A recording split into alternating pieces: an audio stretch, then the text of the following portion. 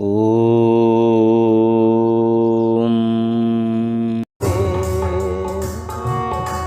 एक चांद उजाली लेकर चमका था घटाओं में,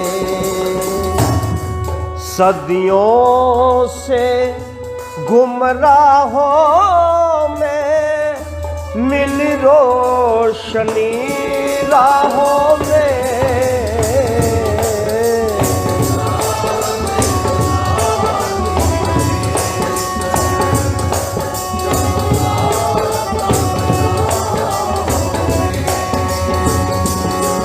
सदियों से गुमराहों में मिल रोशनी राहों में।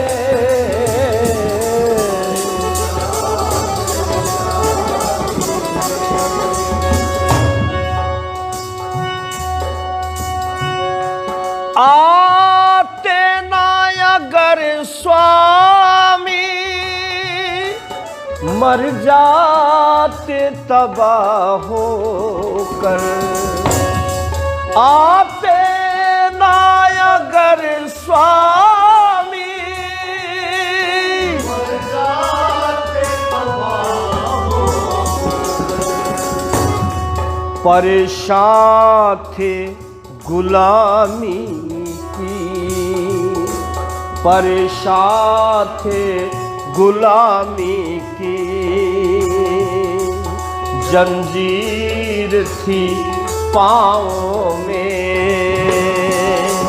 सदियों से गुमराहों को मिल रोशनी राहों में।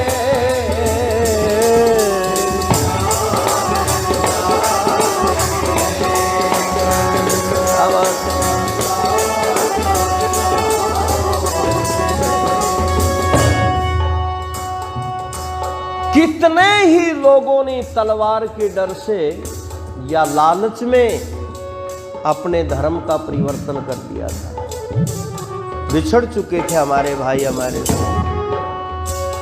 उस समय आकर के एक ज्योति जगाई स्वामी श्रद्धानंद जी महाराज ने, शुद्धि सभा बना करके शुद्धि आंदोलन चलाया और लाखों उन बिछड़े हुए भाइयों को शुद्ध करके घर वापसी करवाई।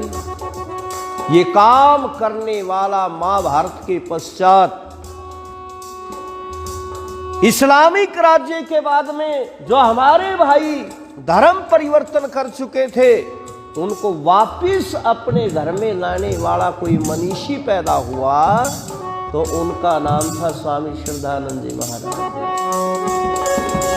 क्या कर दिया?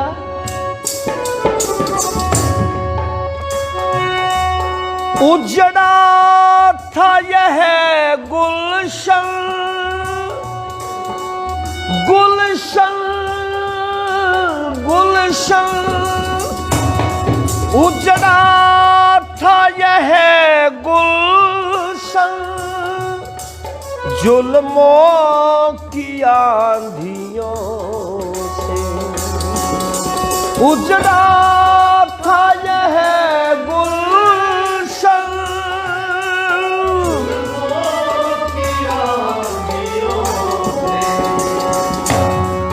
लेकर के बहार आया, लेकर के बहार आया। उन दोरे खिजाओं में सदियों से गुमराहों मिल रोशनी राहों में।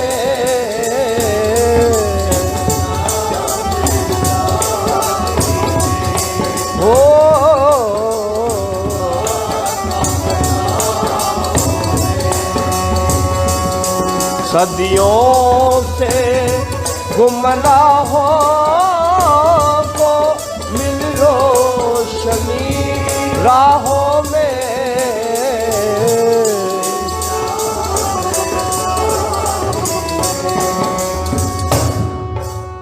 ऋषि दयानंद जी महाराज को बहुत कम समय मिला कार्य करने के लिए।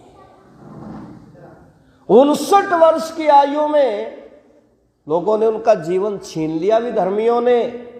लेकिन यह जिम्मेवारी जो स्वामी श्रद्धानंद जी महाराज, पंडित लेखराम, गुरुदत्त विद्यार्थी जैसे, महात्मा हंसराज जी जैसे, उनके ऊपर जो ऋषि दयानंद जी महाराज उनके कंधों के ऊपर डाल करके गए थे, उनको बखूबी निभाया।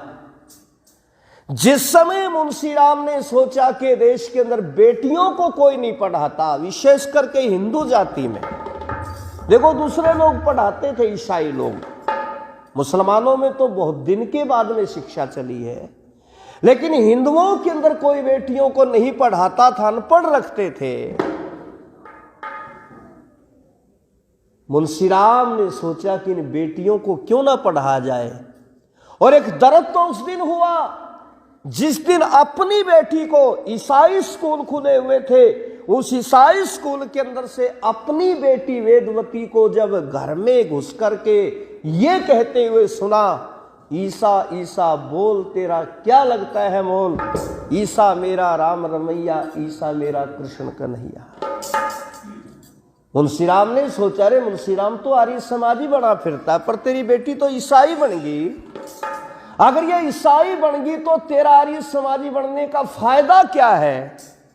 तभी मन में विचार किया कि मैं आर्य पुत्री पाठशाला का कहीं ना कहीं स्थान देख करके वहां पर उसकी स्थापना करूं।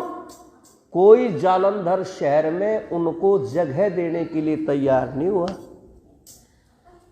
कोई अपना स्थान देने के लिए तैयार नहीं हुआ।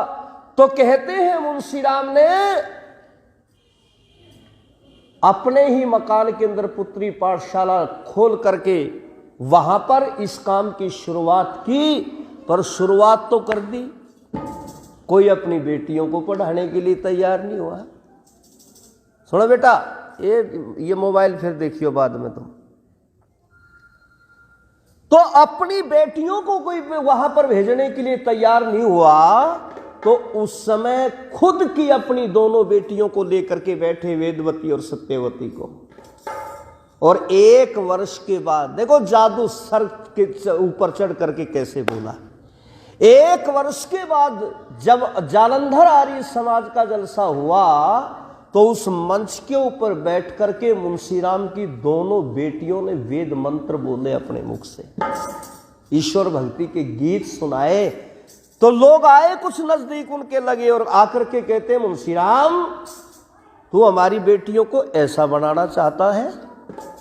मुंशीराम जी ने कहा, अभी तो कुछ भी नहीं है, 1 वर्ष की मेहनत है, मैं तो बहुत कुछ बनाना चाहता हूं।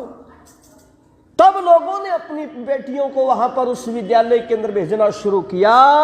और आज जालंधर के अंदर जाकर के देखोगे तो वो छोटा सा लगाया हुआ पौधा मुंशीराम के द्वारा आज महर्षि स्वामी दयानंद महिला यूनिवर्सिटी के नाम से चल रहा है।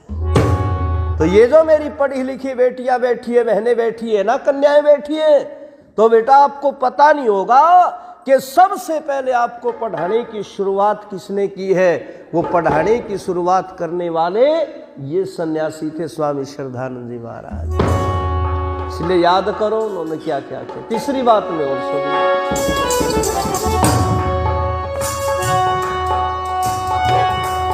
उस वक्त के गर्दिश के हालात को मत पूछो, उस वक्त गर्दिश के हालात को मत पूछो, पशुओं से भी बदतर थे, पशुओं से भी बदतर थे, दुनिया की निगाहों में सदियों से गुमराहों में रोशनी राहों में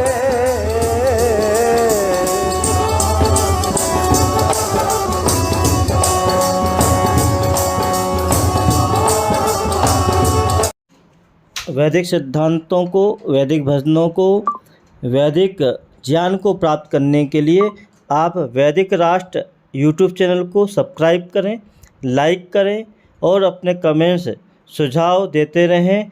आपका बहुत बहुत धन्यवाद।